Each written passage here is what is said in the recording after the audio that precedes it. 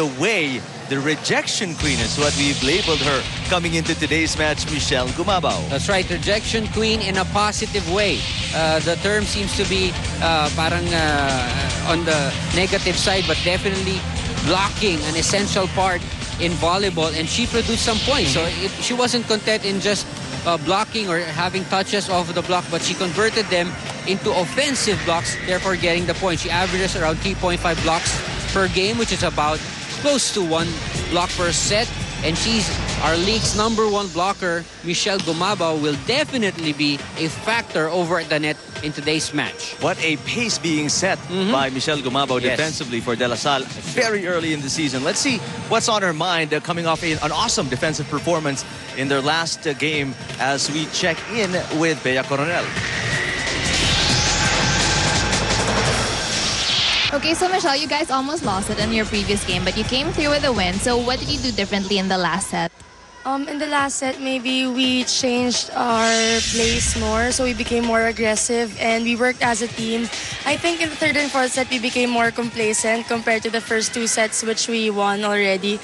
So we just brought back our game, got back into focus, and won the 5th set. Okay, so as one of the designated team leaders of this team, so how do you plan to carry them today going up against UP?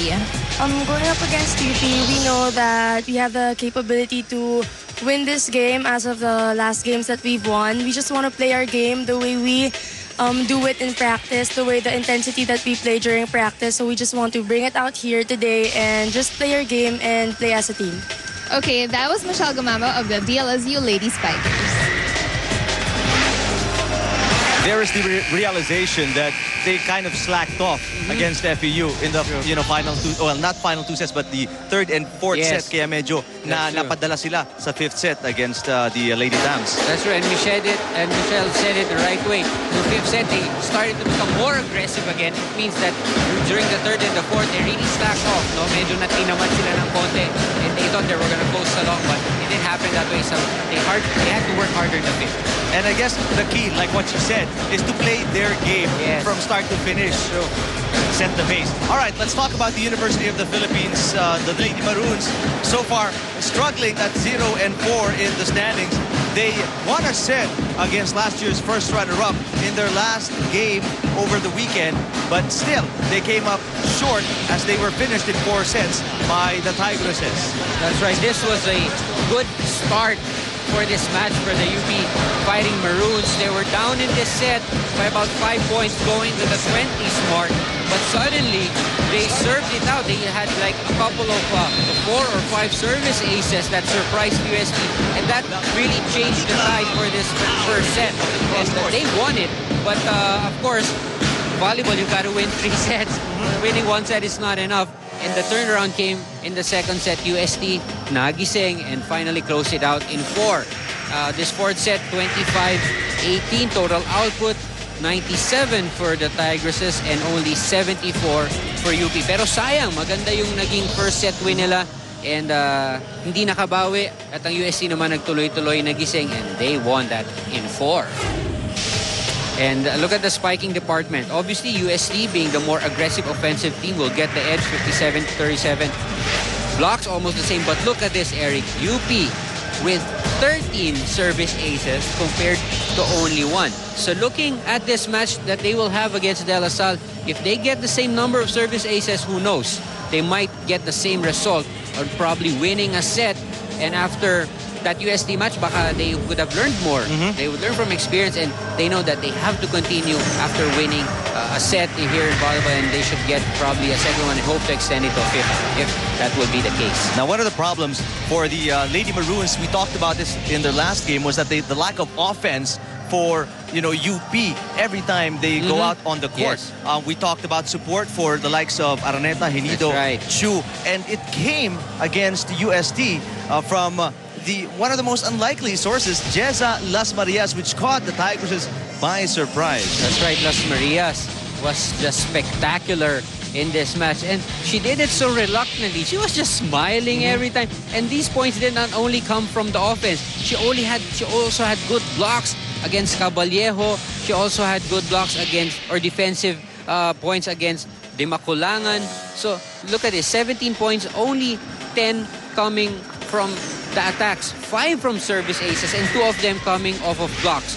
So really, these are big numbers for Las Marias, who came in for Duke, who also was a performer in that UP's previous match. So let's hope that Las Marias does the same thing and probably inspires the other players of UP against De La Salle today. What we're also looking forward to is if we can see Lizelle Chu back in action today. Yes, she suffered a sprained ankle prior to the game during practice, during warm-up. So if she's 100% today, we may see a different Lady Maroons. That's right. That's true, Eric. And sabi nga natin, lahat ng kupunan dito sa UAP wants to have that distinction of getting that first win over La Salle. All right, let's see what Jeza Las Marias has in her head coming into today's game after a spectacular performance, as she had a chat earlier with our Victor Lopez.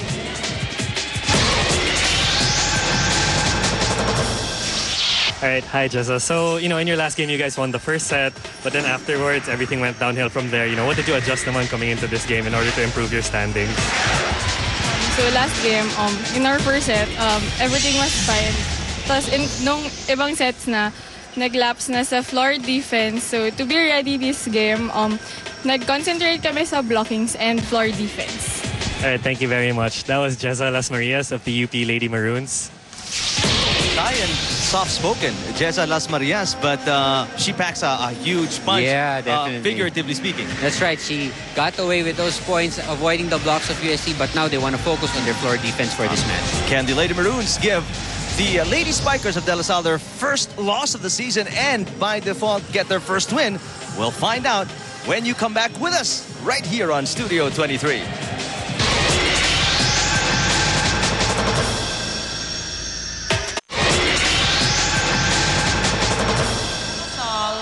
University. Wearing jersey number 1, Maria Micaela Esperanza. At number 2, Abigail Marano. Wearing jersey number 3, Mika Irene Reyes. At number 7, Michelle Gumabao. Wearing jersey number 10, Victonara Galang. At number 11, their team captain, Charlene Abigail Cruz. Libero, number 5, Melissa Goin. Head coach, Mr. Ramil De Jesus. Calling on our Lady Maroons from the University of the Philippines. Wearing jersey number 5, Angeli Pauline Araneta. At number 6, Ariel Jimri Magtalas. Wearing jersey number 8, Pauline May Henido. At number 14, Jeza Las Marias. Wearing jersey number 16, Princess May Ser. And at number 17, Southlyn Ramos. Libero, number 10, Vea Dian Cuevas. Head coach, Mr. Jarrod Ubaldo. Good luck to both teams. First-year head coach Jarrod Ubalde. The Lady Maroons look to be the first team to give De La Salle their first loss of the season. And we talked about the height of La Salle, as you take a look at the lineup, and also the height of UP. Nabanggit na natin yan even the last time against when UP went up against UST na. One of the teams that can boast of having, the same type of physical attributes as La Salle is UP. Definitely. Madalaki din, ano? 2 of the tallest teams that we have here for this season. And you're right, if it's a battle over the net, the height factor won't matter as much as when De La Salle probably goes up against the likes of other teams such as UST or Ateneo or any. But for this match against UP, I think the main difference will be the defense on the floor defense, who reacts better, who's more agile, and of course, who's more experienced when it comes to setting up their place combination attacks. And right away, Abigail Marano taking advantage of spectacular offense of La Salle. That's one of the things that set them apart from the rest of the 7 teams dito sa UAP is the fact that they just have a very solid offense. That's right. also a great setter in Esperanza, who knows when to... Oh, nice play from Southland. And that's any indication of how UP is going to be playing today. If you get Southland Ramos playing very well right from the start, it's going to be a very good UP Lady Maroon squad that we're going to see this afternoon. Great job by Southland to avoid the block. But Araneta not able to avoid the net. In the serve.